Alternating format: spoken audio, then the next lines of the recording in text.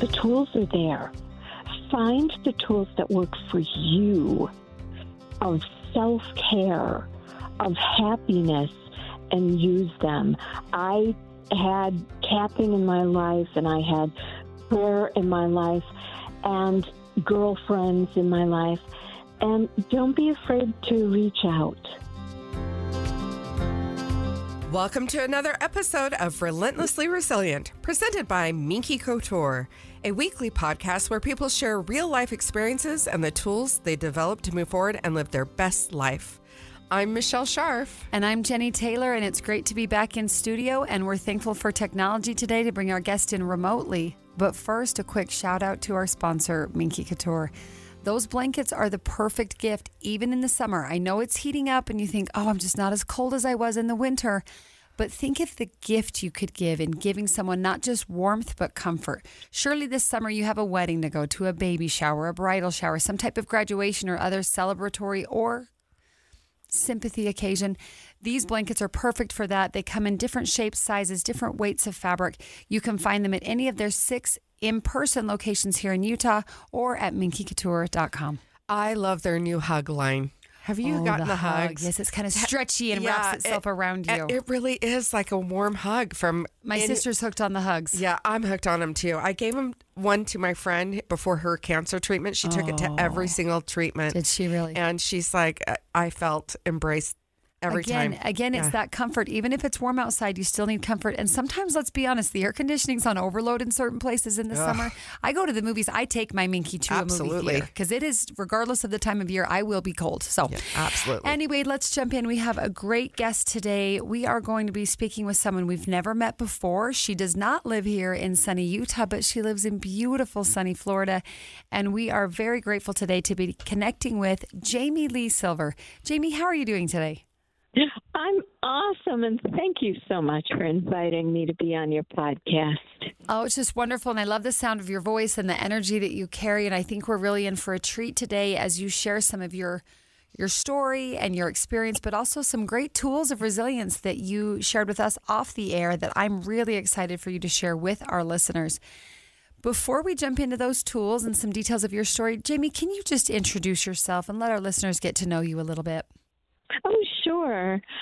I am, as you mentioned, loving life in sunny Florida right now. But I raised my kids in the Chicago area and found that the minute I became a mother, that was it for me. It was my favorite thing.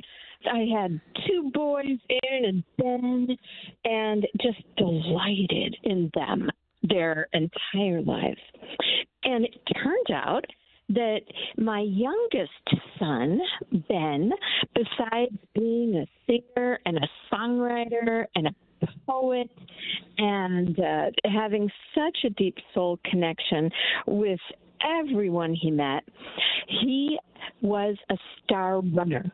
He and his brother Aaron, who I'm also very proud of, who's a doctor in Oregon. So Ben became this star runner. And in high school, even though he was the shortest boy, really, truly, he ran so fast. And the town of Downers Grove, Illinois, all came out to see him run.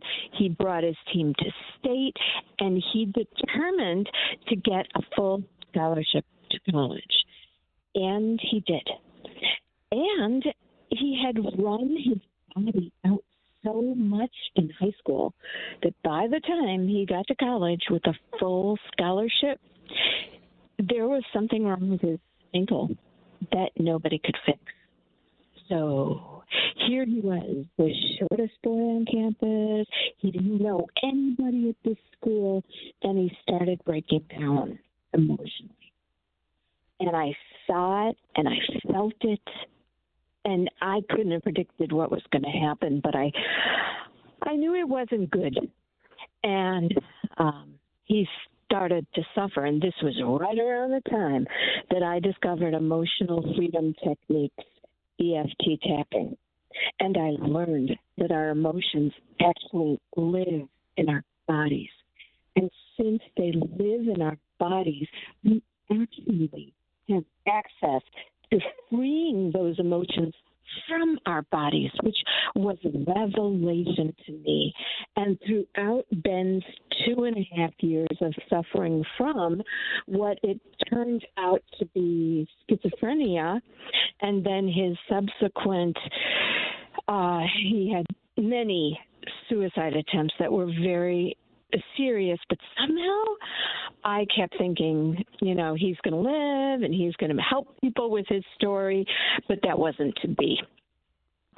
From the moment in July of 2015 that Ben died, I could feel his energy, and I could feel that he wasn't suffering from that brain sickness. The brain's a part of the body. It got sick. And he was totally free. And using my tapping techniques, then I determined to become clinically certified in emotional freedom techniques and chose the best school to gain my certification. From that moment, I made the determination to turn poison into medicine and turn the worst thing that had happened in my life to something that was healing and medicine for my life and for others, which is why my profession now is helping people, giving them a hand out of deep grief or trauma, and using the tools I've learned to help people. That's awesome. Amazing. I love what EFT can do, emotional freedom technique. I've used it. I've had people that I've known use it. I have a lot of friends that are coaches that have found a lot of success with it. It's really amazing. It's really unfortunate that this journey had to come out of such a tragedy. Yeah, that's for sure. Tell me a little bit. You said he had multiple suicidal ideations. Was this like a long, drawn out experience where there was just a lot of years? It was 2.5 years. Yeah. It was 2.5 years. What does that do to a mom who's like struggling to like, God. I mean, yeah. And were you living in the same area or like? Yeah. Yeah. So like, and he was in the hospital a lot of this time. Yeah. It just seems like that would just be a constant stressor, just never knowing when that shoe was going to drop. And trying to find the right place for him. Yeah. Actually became impossible because there was no place after the hospital for him to go where they could help him integrate back into life. Yeah. And that was searing. I mean, I knew that under a certain administration, all of the places for people to live had been closed, but I never thought that it was going to affect me. Right. Yeah. And the worst part was the not being able to help.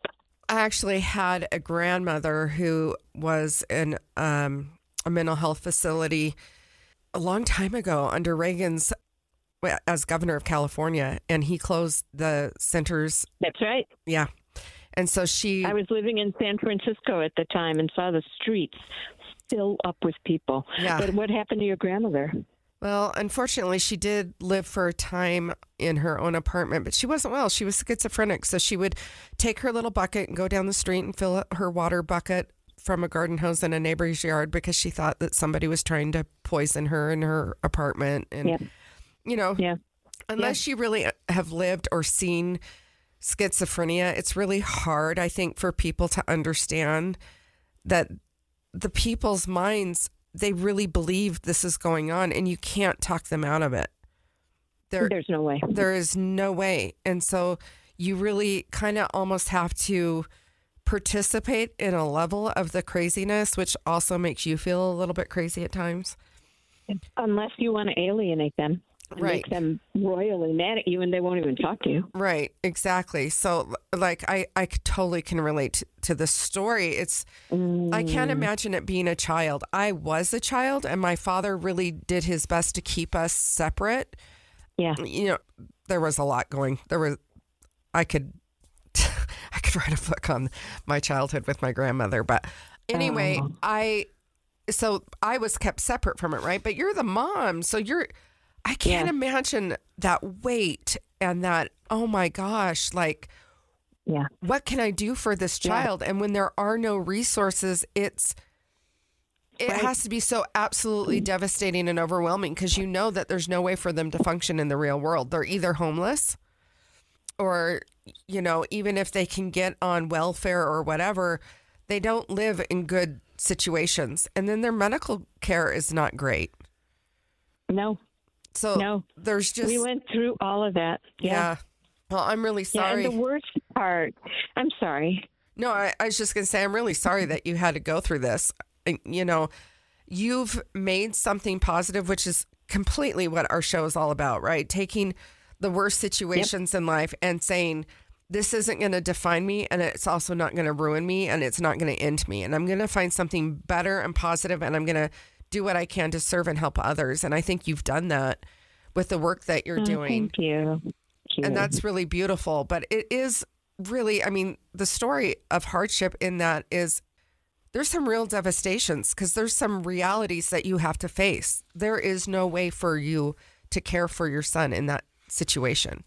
I spent weeks on the telephone when he was being released from a place. Literally, I even called the government and legislators, and I'm like, where can he go? And they all told me they said there is no place.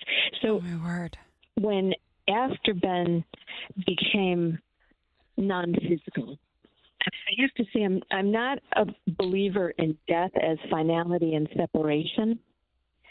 I began writing to Ben because I could feel he had told me that they were chasing him down, whoever they was, right, in his mind, and that they were going to torture him and then kill him. So he was petrified. He was really, really scared. And from the moment that he, ended this life, I could feel his release from that pain. I could feel it. And I sat down and wrote to him and invited him to write me back. And I love this. Then, Isn't that beautiful? Thank you. Isn't that beautiful? Yeah. Thank you. Ben has been writing letters to me every time I write letters to him, and we published our first book together called Our Forever Ben, One Mom's Letters to Her Son in Spirit and His Poetic Replies. Oh. And isn't it cool? Yeah.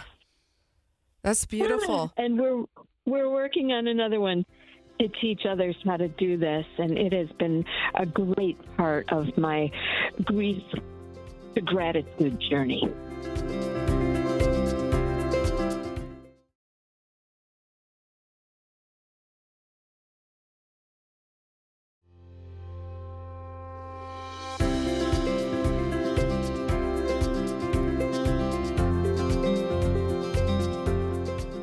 Oh, I love this. So I'm just curious, when he writes to you, he's gone now in the physical form. Yes. Is it coming to you kind of like a channeling? Is it coming to you? How is he responding to you? How are you having these poetic conversations? I listen and I write. Okay. So some people call it automatic writing. And I just listen for his voice. And I believe that whatever comes, whether it's actually him or not, it's just for my highest good. And every letter is a letter of inspiration, of hope, of connection. Yeah. No, I love this. I believe the same way as you do. My husband passed away, and at the time I was actually going through a faith crisis of my own. But one thing that I realized quite quickly is that when I speak to my husband, he actually does respond. And he does it in numerous ways. There was one time where I had planted a bunch of herbs outside, and I went outside and I'm like, oh, somebody knocked over my plants. But the only one that was knocked over was the cilantro, which he hated. And weirdly enough, all of the soil was put in a circular a circle, perfect circle. Wow. So it wasn't like a bird knocked it over. And I thought, okay, that's really interesting. You want me to know that you're here. And of course it would be the cilantro he'd get rid of because he hated cilantro. And That's wonderful. And so that was probably one of the first times, but there's been other times. I love that you knew that. Yeah. That you had that inside thing that he either would have said that or wouldn't have said that. That was kind of the telltale connection. Yeah. Right. I just knew. I'm like, of course it's cilantro. Of course it is, because he hated it. And he always complained whenever he's like, why do you put that stuff? That's because it tastes like soap. Yeah, he's like, a super I'm with taster. John 100% on that. I will tell you a real quick story. Real quick story about cilantro. I served a mission for my church in Santiago, Chile in my early 20s. And they put cilantro on things. We did not eat meals in the homes of the natives very often. We usually were kind of on our own for food. But I remember one particular Sunday, we had been invited over to this wonderfully generous family's home for dinner, which is, 1 or 2 in the afternoon. And had this beautiful soup, sopa, and it had big chunks of meat and potatoes and carrots, just really giant stew type of thing. And I remember, as naive as I am from little North Ogden, Utah, I remember eating it thinking, bless this sweet woman, she did not rinse her dishes very well, because it truly tasted like soap to me. It was years later that I discovered, it was cilantro. Sorry, people. But it really, I think I read a study or something. I heard something where it super said, tasters. I'm like, my word, that's true. So it's not an exaggeration. I literally felt like I was drinking dish soap with my soup. So thank you, John. That's how John and I know we can validate each other there, because it tastes like soap. So I love that you're teaching other people to have this connection. And I have talked to some people and I'm like, well, you actually can still have a relationship. And I have a boyfriend. My boyfriend actually used to know my husband when they were alive. They raced together. And I actually misplaced my boyfriend's ring. He gave me a little ring with his initial on it. And I had misplaced his ring and it was gone for months. And I was certain that it ended up in the trash can and it was in the Davis County.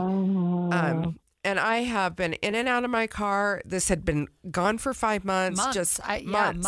Months. And I had been praying for 2 weeks to God and also talking to John and was like, I need a clear sign. I need a clear sign that I am to stay here, that this is okay, that this is good, that you approve, not that I really need his approval, but I wanted some validation that there were some things happening that I just felt like I needed some clarity on.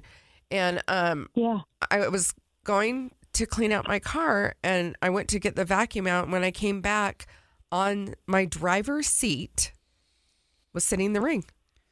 No. Yes. I never heard that's where you found it. I just saw that you found it. I remember you said. Yep. Oh, my And I was like, this could be no clearer message. And I believe in the power for spirits to transmute objects, to send us pennies or dimes or whatever, and in the oddest and most beautiful of ways. And I really do believe that this ring was returned to me as a gift from my husband saying, I approve and I just want you to be happy and safe and I know that this person is a good person. So anyway, I love that you're teaching people about that. It looks like you have some classes to connect.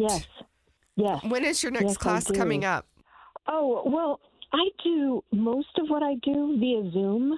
Oh, okay. So the people that I work with for tapping might be in this country or there's several other countries I work with, which is one of the true beauties of helping people learn to connect with their nervous system and become really happy through tapping. Okay, so I'm going to ask, I'm newer to tapping. I know you and Michelle, Jamie, you and Michelle are very familiar. We're speaking a familiar language. Yes. And I mean, I know from, what I've seen in pop culture or whatever, I understand the basics. I would love to learn more about what it is and how you teach someone.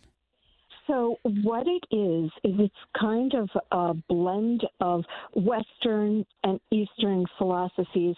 It is a scientific program. There have been many studies done on how tapping lowers cortisol, which lowers stress level, which also Really? makes you think more clearly.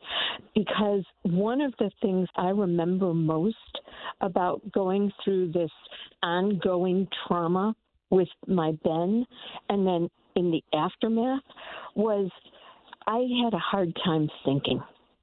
So if there's anybody out there that's listening to this that's having a hard time thinking and wondering, if there's something wrong with you, it is the level of stress and grief. It could be. I'm not a doctor, but it could be that level of stress. And one thing that tapping has helped me to do is clear my mind. But what it is, to answer your question, is taking your fingertips and gently tapping, starting on the side of your hand and various points. And I know we're not on video, but I can make a video for people. Oh, that'd be great. Because there's certain points, right? It's not just random. Yeah. There's kind of designated spots. There's certain points, side of the hand, top of the head, eyebrow, side of the eye, under the nose, under the lip. So what people can access through tapping is what we do is we focus on the emotions that the person is feeling in this moment. Like one thing I used to do, and some of your listeners may also do this, especially in the months following, I would wake up and like the minute my eyes opened, I'd hear this scream in my head, like terror, like this is impossible. And I would tap lying in bed. I would tap the inside of my wrist and say, even though, I feel this way, it's okay. It's okay to feel the way that I feel. Even though I feel this way, I'm okay. Giving yourself I'm that all right. permission. I soothe myself. I soothe myself. I soothe myself. And that's what tapping does, is gives you access to soothing yourself. And then there are, with my clients, there are various, like one of my widow, beautiful, wonderful woman, she wants to make sure that as she progresses in life, she keeps honoring her husband at the same time as moving forward in her life. And I'm helping her through tapping on her emotions as they come up to be able to progress along that path. It's really beautiful. Maybe we could even have a session in the future, and I could just really do some teaching online if you're open to that, or if not, providing you with some more resources. Well, think how fun that would be. Maybe we could do kind of a live, I don't know if you're on social media or where we could do that, but we can invite our listeners to kind of team up with you virtually. That way it doesn't matter which state or city we're in, and it could kind of expand on what you just described.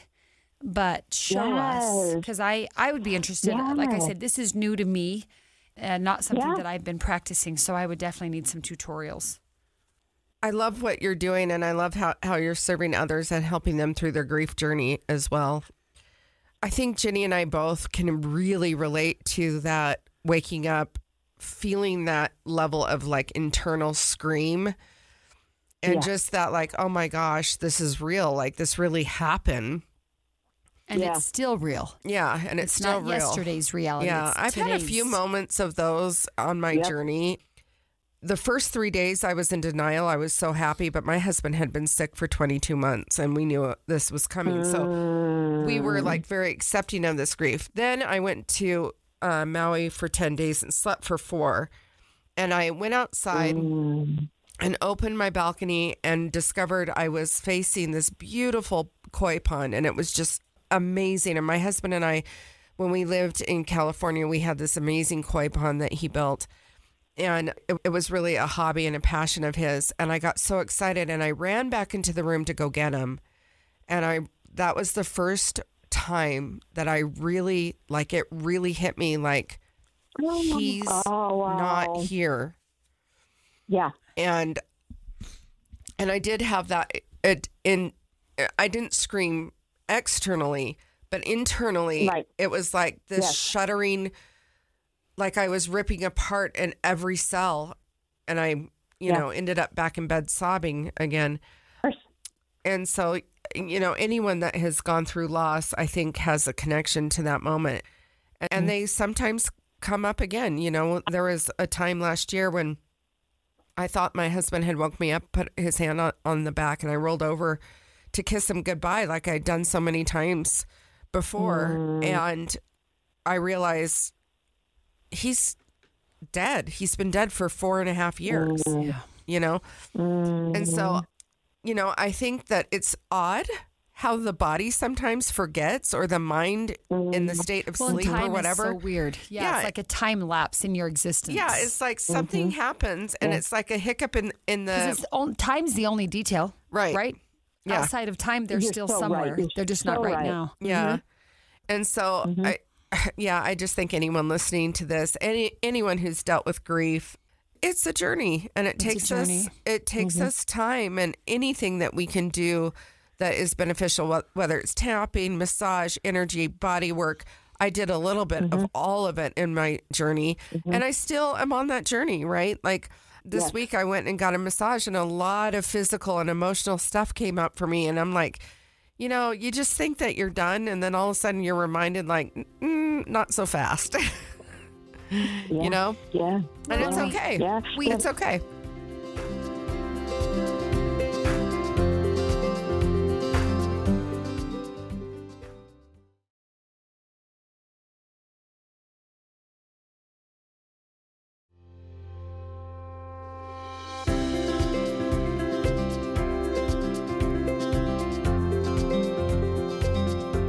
We have to give ourselves that permission. We also have to kind of break away from some of the societal expectations, which I know we've talked about this before. As you're sharing that experience where you reached over to kiss John and then remembered he's not there. One of the more difficult days for me, I remember, was 1 year plus 1 day after Brent died. Because there was kind of just that unspoken expectation. The first year, everyone tells you the first year is so awful. And the first birthday, the first Christmas, the first anniversary, the first. So I made it to November 3rd, 1 year after November 3rd, the day he died. So he died in 2018. I made it to 2019. And then I woke up on November 4th, 2019. And it's as if the weight of the world hit me. He is still dead. Yeah. Like I remember just having that thought, like it wasn't just, hey, Jenny, can you run through hell for a year because after a year, everything's going to be beautiful and easy again. Or, you know what I mean? And I remember just thinking, you mean this keeps going. And I think year 2 was for that reason in many ways more difficult than year 1 because you're so numb in year 1 and you just anticipate everything being so awful. And by year 2, 3, 4, you realize, this is here to stay. You know, we've talked about this several times, and I was pondering it the other day after we left a different recording for our podcast. Jenny, I think part of it is everybody's like, all the first are hard, but nobody says, and then after you get through all the first, life is still going to continue. And there's going to be a whole bunch of things that you wish they were there for that they're never going to see. Over and over and over again.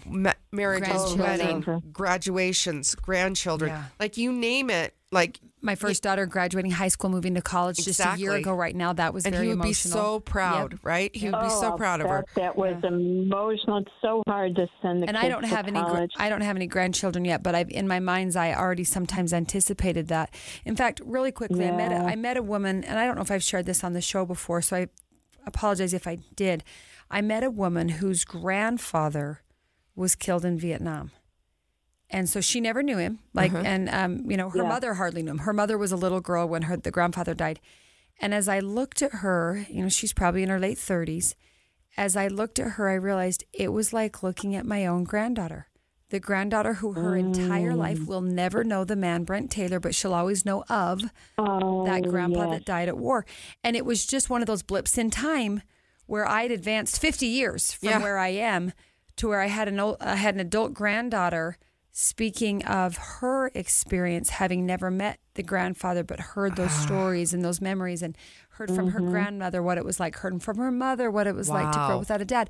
And it's like I jumped generations, but I can already at least in my mind, anticipate that day will come. But that day will come. I feel like when the grief first happened, it's that first year first, and then it's the reality that, I don't know, for me, that second year was so hard because I started discovering that he's not here, and now I'm having this granddaughter be born. He's not here, and my son's in an accident. Right. He's not here, and like life is continuing to happen to us. Things, right. And my kids still need him, and he's not here for these events, you know? Yeah. It is challenging. You know, our experiences, of course, we're speaking from the wife as wives with our husbands, but you are a mom with an adult son. I can't imagine what that must be like. He had a life in front of him, right? You were hopeful for marriage and grandkids and a productive career. Yeah. And it was just robbed. Yeah, he was so playful. He loved kids. He just had this bright energy. And I must admit that I was, I had to kind of unfriend a lot of his friends on Facebook that I had become friends with, because I saw them graduating from college. I saw them getting married. And it's just a little scar, right? It's just a little picking at that wound. It hurts. Yeah. It does hurt. I'm so grateful for my son, Aaron. He and I are very close, and he's a thoughtful, wonderful, great human being, and I'm very, very grateful to have him. And I've often thought there should be a word for parents who have lost children, because there isn't, right? I know. But it is such a profound, and I also have to echo what you said about the second year. I had moved alone down here, wanting to start a new life down here in the sunshine and the warmth. And I really felt like I was wandering in the wilderness that second year, because I did feel like once I'd gotten through the first year, that was going to be the hardest. And it turned out it wasn't. Yeah.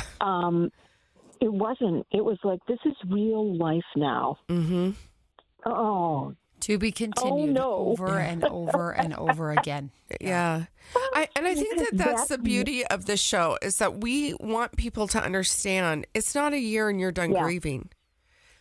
I spent 3 years in therapy working with a counselor, and she's like, Michelle, you just keep wanting to box your grief up, and you want to wrap it in this beautiful wrapping and tie it with a beautiful bow and set it on the shelf and be done with it. But that's not how this works. You were married to this man for 32 years. You raised each other. You had children together. You have grandchildren. He will walk in your life the rest of your life. And you have to learn how to walk with that grief. And it's a journey. Yeah. It doesn't happen in a year. You don't just get over it. And it is difficult. It's difficult to build relationships with a new man, to be able to say, I love you differently. And I also have love for this other man that I owe so much of my life to. That doesn't mean I don't have space for you in my life, but I'm not willing to be with a man that can't understand and respect that ultimate love and respect that I have for my late husband. So it is part challenging. of who you are. Yeah, he is part of who I am. And your children and your grandchildren. I always joke, like, I come with, you marry me, you're marrying me and Brent and all 7 of my children. Right. And my brother and sister who've helped keep me on my feet for the last 5.5 years. I mean, Exactly. We're a package deal. We're a package deal. Yeah. Right. Yeah. And that's sometimes hard. And maybe a heavy package. Right. And that's sometimes hard, especially for like men dating me, because like I don't have kids at home, right? Right. So it doesn't look like you're dating all of that at first, but you quickly learn, yes, you are. Yeah. Can you tell us about your Memorial Foundation? Oh, sure. We wanted to do something in honor of Ben. and I can't take credit for most of this. It really was the committee of wonderful people who loved Ben came to me, and I call him my husband. We divorced right before Ben. My husband, that's hilarious. My husband, that's my word for him. We'll always be friends. So came to us and said, and my son, and said, we want to do something. And we brainstormed and called it Ben's Memorial Mile. And we hold it every year in Downers Grove, which is where I raised my kids, a beautiful suburb of Chicago. And we've raised $150,000 so far. And that has gone to schizophrenic brain research. And we had to look far and wide to find that. And it's the Body and Brain Institute in New York. And then a big portion of it has also gone to the National Alliance of Mental Illness, who, while they couldn't solve the problem, they were a support for my husband Paul and I, and so the money goes to them, and it's a fun event, and it's held with lots and lots of spirit, and we're looking to branch out and possibly make that nationwide, and it's held on a track so that people who start in track in high school have the chance to run again under the lights with people cheering for them, and even though it's a serious cause, it's not a somber event. It's a community building event. Oh, it's beautiful. I love that. Very cool. That is beautiful. I love your vision for it too. That's awesome. Well, I cannot believe time is already up. We've learned so much with and from you, Jamie. I'd love to ask you one more question before we close out the show, and that is, what does resilience mean to you? It really means finding the tools. The tools are there. Find the tools that work for you, of self-care, of happiness, and use them. I had tapping in my life, and I had prayer in my life, and girlfriends in my life. And don't be afraid to reach out. And it means having that determination that even though I lost this precious, precious person, I can still live. I can still live, and I can still be happy. And, you know, I'm still with him in some ways, even though he's not physically here. And that just gives me hope and happiness every day. That's beautiful. Yeah, that really is. Well, thank you so much for being on our show today. We've really enjoyed having you. We'll be sure to link all of the website, the book, the story, the foundation. All of it. Great. That would be great. So let's do it. If you enjoyed what you heard today, remember to subscribe to our podcast so you'll be notified of new episodes. They drop every week. We would be so grateful if you would give us a rating and a review. If you or someone you know has a story about real life that you're willing to share, send us an email at rrpodcast@ksl.com. You can also find us on Facebook at Relentlessly Resilient, on Instagram, Relentlessly Resilient Podcast. Both platforms have a Calendly link to set up a time and pitch your story for our show. Reach out. We'd love to have you on the show. As always, thanks to our amazing producer, Kellyanne Halverson, and to our presenting sponsor, Minky Couture. And remember, whatever you do today, please be kind. You have no idea the struggles other people are dealing with in their lives. Have a great day, everyone. Bye.